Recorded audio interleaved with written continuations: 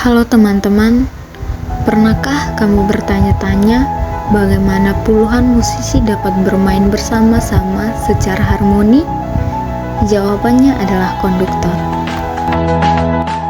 Kalian pasti bertanya-tanya, apa sih konduktor? Jadi, konduktor atau dirigen adalah orang yang memimpin dan mengarahkan sebuah kelompok musik. Kelompok musik yang disebutkan seperti orkestra ataupun paduan suara.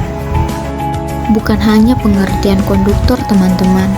Di sini kita akan belajar mengenal sejarah konduktor.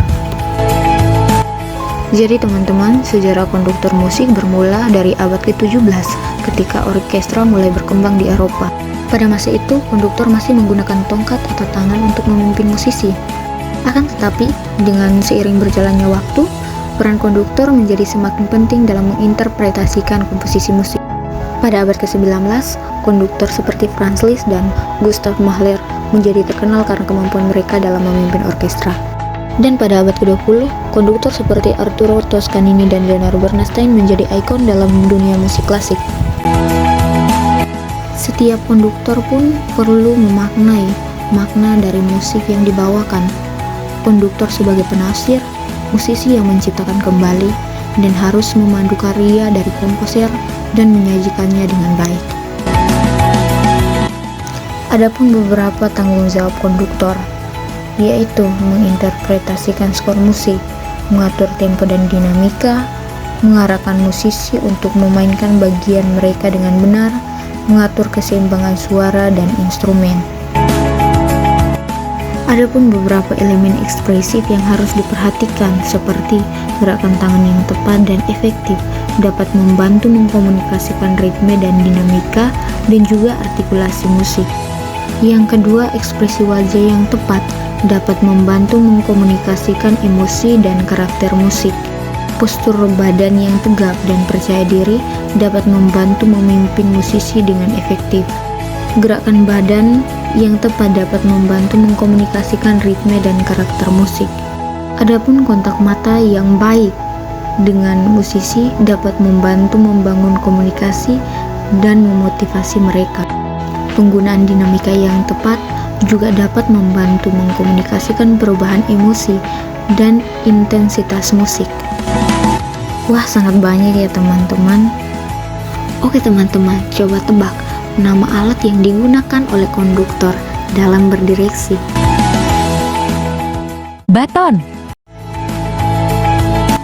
Oke teman-teman, jadi tongkat atau baton konduktor adalah alat yang digunakan oleh konduktor untuk memimpin orkestra atau ansambel musik.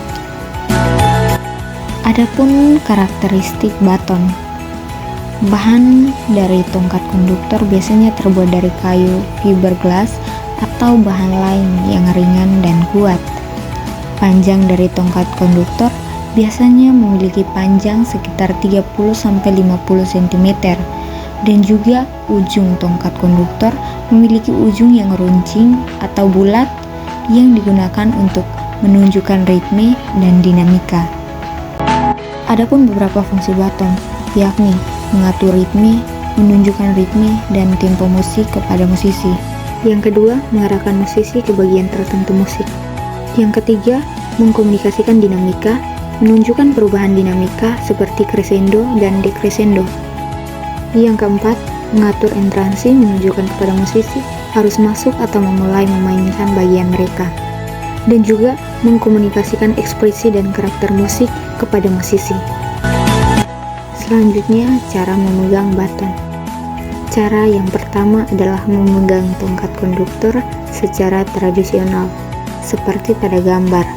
Tongkat dipegang di tangan yang dominan dengan ibu jari dan jari telunjuk, sedangkan jari lain mendukung tongkat. Cara yang kedua adalah memegang tongkat konduktor dengan ibu jari di atas.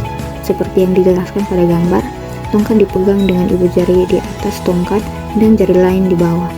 Dan yang terakhir adalah memegang tongkat konduktor dengan jari telunjuk di atas. Seperti pada gambar, tongkat dipegang dengan jari telunjuk di atas tongkat dan ibu jari di samping. Oke teman-teman, itulah pembahasan mengenai konduktor.